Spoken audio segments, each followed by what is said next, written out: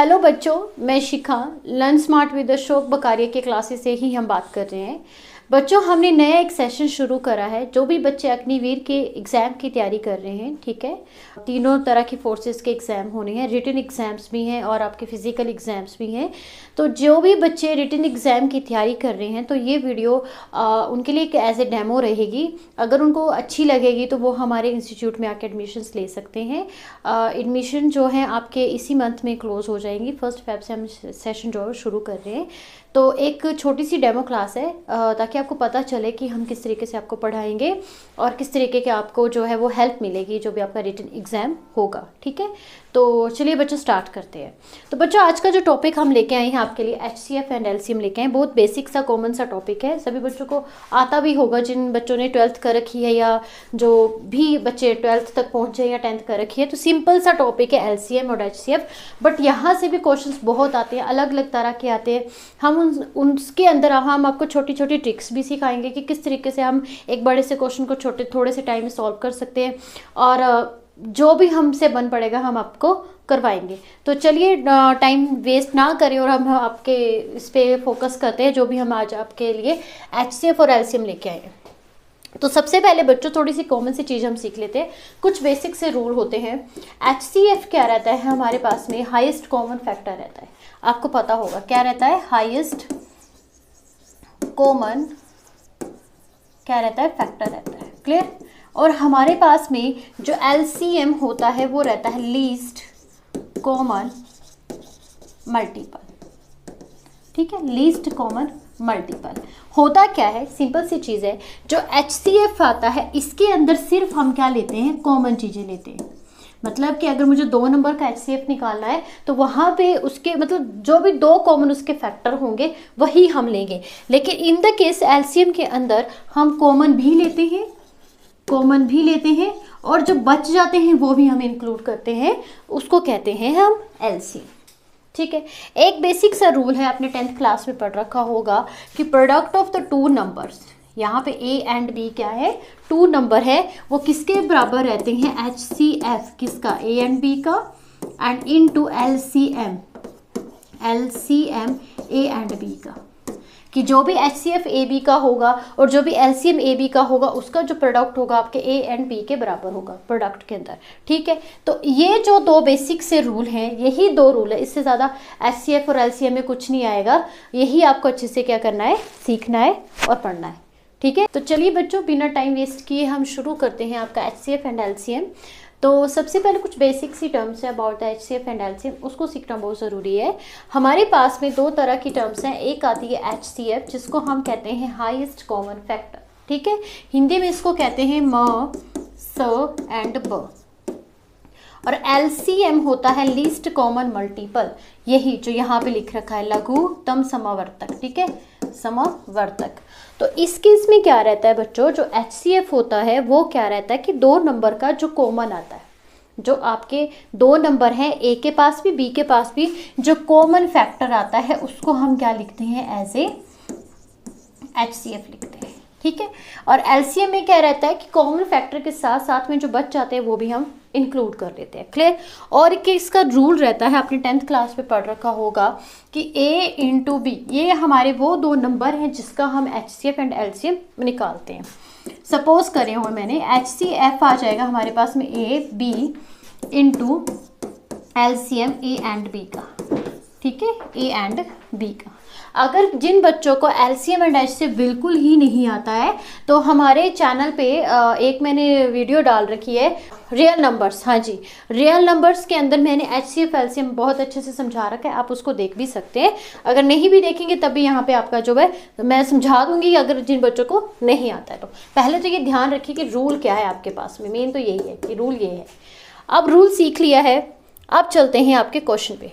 देखिए first question में क्या कह रखा है कि आपको लघुत्तम समवर्तक निकालना है, मतलब LCM निकालना है। तो सबसे पहले हम इसका पॉइंट में ऐसे करके इसको रिमूव कर लेंगे। अगर मैं बात करूं बच्चों, अगर आपके पास में डेसिमल नहीं दे रखा होगा, यहाँ जैसे यहाँ पे 0.3 है, 4.3 है और 15 है। अगर आपके पास में डेसिमल नहीं दे रखा होगा तो जैसे हम सिंपल तरीके से HCF की एलसीएम निकालते वैसे ही निकालना है। लेकिन जब आपके पास में एलसीएम दिया होगा तो उसका एक अलग रूल रहता है। क्या करते हैं, जो ऊपर वाली टर्म्स होती हैं, क्या रहता है, अंशों का क्या निकालते हैं हम, अंशों का एलसीएम निकालते हैं और हरों का क्या निकालते हैं बच्चों, महत्तव समावर्तक, मीन्स की HCF। ठीक है। तो अब हम क्या करेंगे कि जो ऊपर वाले जो अंश हैं उनका क्या निकालेंगे, एलसीएम निकालेंगे और नीचे वालों का महत्तव समावर्तक निकालेंगे।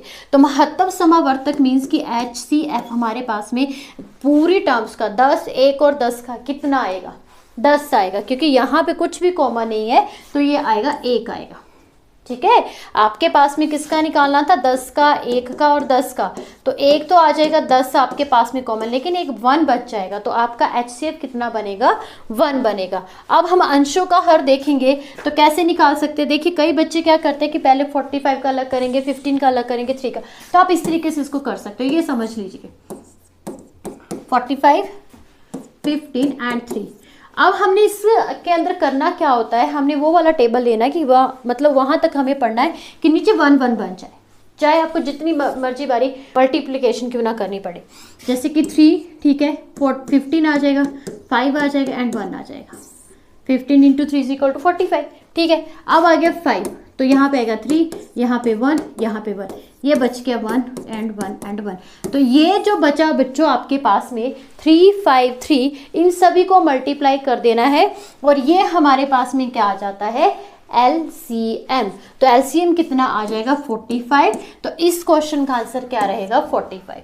ये थोड़ा सा कंफ्यूज कर रहा है हमें कि आपका जो पॉइंट दे रखा है, आपने सिंपल तो करे होंगे, अगर आपका डेसिमल नहीं लिखा होता, 45, 15 या 3 लिखा होता तो आप इजीली निकाल लेते, लेकिन ये हमें कंफ्यूज कर रहा है ये डेसिमल को लेकर। अगर डेसिमल नहीं होगा बच्चों तो ये सीधा आपका निकल जाएगा, लेकिन डेसिमल होगा तो आपने सिर्फ याद रखना है कि अंशों का जो निकालेंगे LCM निकालेंगे और हरों का क्या निकालेंगे, HCF निकालेंगे।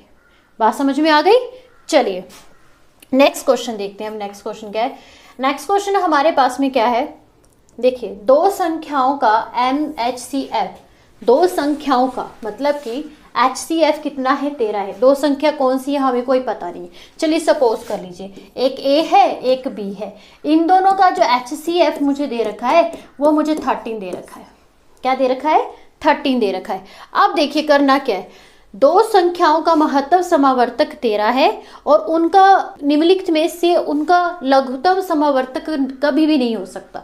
मतलब कि इनमें से जो आपके 4 नंबर हैं वो इस संख्या का लघुत्तम समावर्तक नहीं हो सकता। ध्यान से समझिएगा क्या कह रहे हैं। देखिए 2 नंबर हैं A एंड B, ठीक है, इसका जो HCF है 13 है, ठीक है, और ये जो नंबर दे रखे हैं इसका लघुत्तम समावर्तक नहीं होगा। तो हमने रूल पढ़ा है कि A cross B is equal to HCF किसका, A और B का, एंड इनटू LCM किसका, A एंड B का। यही पढ़ा है हमने, ठीक है। अब देखिए A cross B is equal to आ जाएगा 13, ठीक है, एंड इनटू LCM, ठीक है। आप क्या करेंगे कि A इंटू B एंड यहाँ पे लिख देंगे LCM and is equal to 13। इसका मीनिंग क्या हुआ कि आपने सभी को बारी बारी से, ये तो थोड़ा सा लंबा प्रोसेस चला गया है, अगर मैं सिंपल वे में इसको समझाऊं या शॉर्ट ट्रिक में समझाऊं तो अगर इस टाइप का क्वेश्चन आपके पास में आता तो आपने क्या करना है कि सभी को 13 के साथ में डिवाइड करके देखना है। अगर डिवाइड करके आपका जो रिमाइंडर 0 बन जाएगा तो वो मतलब क्या है कि उसका लघुत्तम समावर्तक होगा, और जो 0 नहीं आएगा मतलब कि वो आपका LCM नहीं होगा। जैसे आप 13 करेंगे तो 52/13, 13 4 जा 52, उसके बाद आता 65 कर लीजिए, 13 13 26 39 52 65, ठीक है। तो ये भी आपका पूरा का पूरा कैंसिल आउट हो रहा है जो कि 65 आ गया। अब आता है 62/3, तो 62/3 13 ये डिवाइड नहीं हो रहा है, यहाँ पे रिमाइंडर आपका 0 नहीं आ रहा है। क्लियर। अगला आप देखेंगे तो 78, then 13 into 6 is equal to 78। तो आंसर बच्चों क्या आएगा, 62। क्या करना है आपको, बारी बारी से सबके साथ में डिवाइड करके देखना है, जिधर आपका रिमाइंडर 0 नहीं आएगा मतलब आंसर क्या है, वही है। ठीक है। अगर आपको इसको लंबे तरीके से करवाना है तो पहले HCF लिखोगे, LCM लिखोगे तो बहुत लंबा चलेगा। शॉर्ट वे में आपने याद रखना है कि आपने बारी बारी से सबके साथ इसको डिवाइड करके देखना है कि 13 के टेबल में कौन सी टर्म नहीं आती है, वो आपका आंसर होगा। चलिए नेक्स्ट क्वेश्चन देखते हैं। तो देखिए बच्चों, अगर इस तरीके का क्वेश्चन हमारे पास में होगा कि डेसिमल में दे रखा है तो कैसे करेंगे। देखिए रूल है एक सिंपल सा, उसको याद रख लेते हैं। अगर P बाई क्यू मीन्स क्या, डेसिमल में जो दे रखा है हमें, ठीक है, डेसिमल में जो दे रखा है इसको P बाई क्यू कहेंगे, मतलब कि इसको 42/100 ही लिखेंगे ना, ऐसे लिखेंगे ना, 42/100, 14/100 एंड 35/100। क्लियर बात। अब हमें क्या निकालना है, HCF। पिछले क्वेश्चन में हमने क्या निकाला था, LCM। तो दोनों का रूल याद रखिएगा, जब मुझे क्या निकालना होगा HCF, तब हम क्या करेंगे, अंशों का क्या निकालेंगे, अंशों का क्या निकालेंगे, HCF निकालेंगे, और हरों का क्या निकालेंगे बच्चों, LCM। ठीक है। और जब मुझे इसकी जगह पे अगर बोला जाए कि LCM निकालिए, क्या निकालना है, LCM निकालना है, तब मैं क्या करूंगी कि अंशों का क्या निकालूंगी, अंशों का क्या निकालूंगी, LCM निकालूंगी, और हरों का क्या निकालूंगी, HCF। अंश और हर तो आपको पता होंगे, जो टर्म ऊपर लिखी जाती है उसका नाम अंश रहता है, जो नीचे होता है उसको हर कहते हैं। ये तो खैर बताने की भी जरूरत नहीं है। तो अभी अंशों का क्या निकालना है, HCF निकालना, निकाल लीजिए। कैसे निकालेंगे, कॉमन टर्म ढूंढनी है हमें, जो कि 14 में इसमें भी आ जाए, इसमें भी आ जाए, इसमें भी आ जाए। चलिए निकालिए, पहले 42 का लिख लेते हैं। 6 × 7 = 42, ठीक है। और 6 आगे 2 × 3 करना, कर दीजिए, नहीं करना तभी रहने दीजिए, कर ही लेते हैं। चलिए ठीक है, 14 आ गया, 2 × 7, ठीक है, 7 दूनी 14। अब आया 35, क्या 5 × 7। तो कॉमन क्या आया बच्चों, जो तीनों में सेम है, जो इसके पास भी है, इसके पास भी और इसके पास भी है, क्या है, तीनों का देखना है। ये मत सोचना कि यहाँ पे 2 है, यहाँ पे 2 होता है, ऐसे 2 ले लेंगे, गलत हो जाएगा। तीनों में चेक करना है, 3 का निकालना है तो तीनों में चेक करना है, 4 का निकालना है तो चारों में चेक करना है। तीनों में कॉमन क्या आ रहा है, 7, तो 7 आ गया आपका HCF। हरों का LCM कैसे लेना है, LCM 100 का, 100, 100 एंड 100। तो 100 का तो बच्चों 100 ही आएगा, कट के 1 बन जाएगा, तो ये आएगा 100। अब इसको डेसिमल में हम लिखेंगे तो ये बनेगा 0.07। तो आपका आंसर आएगा ये ए ऑप्शन जो होगा राइट होगा। क्लियर। ये छोटी सी बात है, इसको याद रख लीजिएगा कि अगर HCF LCM इस तरीके से दे रखा होगा तो कैसे हम फाइंड आउट करेंगे। चलिए नेक्स्ट क्वेश्चन देखते हैं। नेक्स्ट क्वेश्चन देखते हैं, हमारे पास में है 3, 4 और 9 के अनुपात में, तो उसका लघुत्तम समावर्तक का 1800 है। सबसे बड़ी संख्या को ज्ञात करना, कैसे करेंगे। देखिए हमारे पास में फर्स्ट जो नंबर दे रखा है 3x दे रखा है। देखिए जब भी हमें अनुपातों में दे रखा होता है तो उसको हम एज ए x भी ले लेते हैं। 3x दिया है, 4x दिया है एंड 9x दिया है।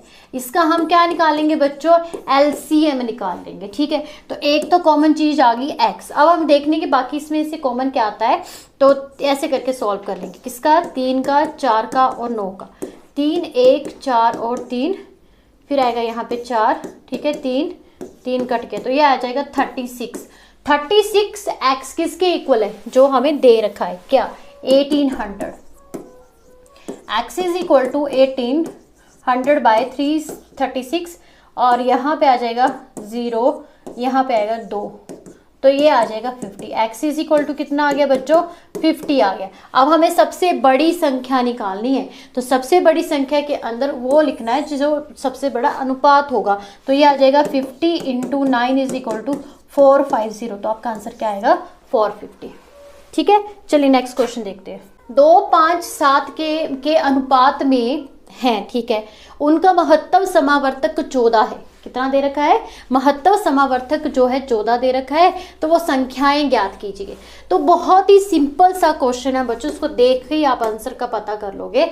देखिए महत्तम पहली तो बात ये देखिए, जो भी आपका लघुत्तम समावर्तक होता है या महत्तम समावर्तक होता है, वो हम फैक्टर की बात करते हैं कि मतलब उसके पहाड़े में आता है या नहीं आता है। ठीक है, तो आपको करना क्या है, देखिए अगर हम बात करें तो ये जो 14 है, 14 जो है वो बनता है 2 और 7 से। ठीक है, मतलब कि आपका जो भी आंसर होगा, मतलब मेरा कहने का ये मतलब है कि आपका जो भी नंबर होंगे तीनों के तीनों, वो 2 से डिवाइड भी होने चाहिए और 7 से भी डिवाइड होने चाहिए। अगर ये दोनों से आपके पूरे के पूरे कट जाते हैं तो वही ऑप्शन हमारा राइट होगा। अगर आप फर्स्ट ऑप्शन को देखें तो ये 7 से जा रहे लेकिन 2 से नहीं जा रहे, तो ये क्या होगा, गलत होगा। अगला हम देखेंगे तो ये 2 से तो जा रहा है लेकिन 10 आपका 2 से जा रहा है, 7 से नहीं जा रहा है, तो ये भी क्या होगा, गलत होगा। सभी मतलब कॉमन आने चाहिए, जैसे कि ये है, ठीक है। 28 आपका 2 से भी जाता है और 14 से भी जाता है, ठीक है। 17 आपका 7 से भी जाएगा और 2 से भी जाएगा, ये भी आपका 7 से भी जाएगा और 2 से भी जाएगा, तो राइट ऑप्शन क्या होगा, सी होगा, ठीक है। चलिए नेक्स्ट क्वेश्चन देखते हैं। क्वेश्चन है कि दो संख्याओं का गुणनफल क्या है, 3, 6, 4, 5 है, यदि इन संख्याओं का महत्तम समावर्तक क्या है, 27 है। आप देखिए दो संख्याओं का, बहुत इजी है, तो बड़ी संख्या याद करनी है। दो संख्याओं का गुणनफल, दो संख्याओं का गुणनफल मतलब कि a गुना b कितना दे रखा है, 3, 6, 4, 5 दे रखा है, क्लियर। अब बोलता है कि यदि इन संख्याओं का महत्तम समावर्तक क्या है, महत्तम समावर्तक क्या है, 27 है, तो क्या करेंगे, डिवाइड कर देंगे, सिंपल है, डिवाइड करेंगे आप, और कुछ भी ज़्यादा इसमें करने की ज़रूरत नहीं है। डिवाइड करेंगे तो इसका आंसर आएगा 135। चलिए करके देख लेते हैं, तो 5 के टेबल से करके देखेंगे इसको। ये किया हमने ऐसे है, देखिए हमारे पास में दो संख्याओं का गुणनफल रहेगा 3, 6, 4, 5 रहेगा, ठीक है, is equal to HCF and into LCM के बराबर होता है, यही रहता है आंसर, ठीक है। HCF मुझे दे रखा है कितना, 27, तो जब हम इसको 27, हाँ जी 27 है, मैं यहाँ पे 25 लिख रही थी, तो 27 है, तो 27 से इसको जब हम डिवाइड करेंगे तो हमारे पास में क्या आ जाएगा, LCM आ जाएगा। फिर हम बड़ी रकम भी जो है वो निकालेंगे, तो ज़्यादा घूमने के चक्कर में नहीं पड़ना है, आपने क्या करना है, इन दोनों को सिंपल सा डिवाइड करना है, क्लियर, कर लीजिए डिवाइड। तो 3 के टेबल से क्या रूल रहता था कि लास्ट में जो नंबर होगा, मतलब सम जो होगा वो आपका 3 के टेबल में आना चाहिए, ठीक है। 3, 6, 9, 9 तो 4, 13, 13 और 5 18, 6 3 18, और ये बन जाता है सिंपल, आपका 3 के टेबल में आता है 3, 9, 1, 2, 15, ठीक है। आप किससे करेंगे ये भी चेक कर सकते हो आप, 3 के टेबल में आता है कि नहीं आता है। ये बन जाएगा कितना, 3, 4, 4 और 5 9, तो ये तो 3 से चले जाएगी, 3 3 9, 3 चौके 12, 0 और 3 5 15, ठीक है। अब 4 + 5 कितना आ जाएगा, 9, तो ये भी 3 के पहाड़े से कट जाता है, ये आएगा आपके पास में 1, दूसरी तरफ चला जाएगा ये यहाँ पे 10, फिर 1, फिर 5, तो ये बन जाएगा 115, आंसर आपका आ जाएगा 115, ठीक है। तो बच्चों थोड़ी सी यहाँ पे मैंने जल्दी में गलती कर दी है, ठीक है, आपने नहीं करनी है।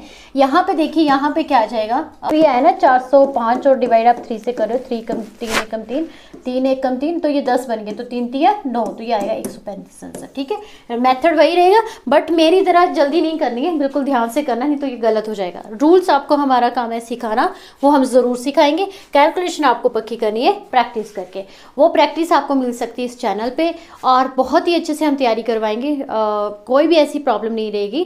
तो प्लीज़ हमारे चैनल को भी आप सब्सक्राइब कर सकते हैं। आप एडमिशन्स ऑनलाइन भी ले सकते हैं, ऑफलाइन भी ले सकते हैं, जैसे भी आपको ठीक लगता है आप पढ़ सकते हैं। तो आज के लिए इतना ही, थैंक यू।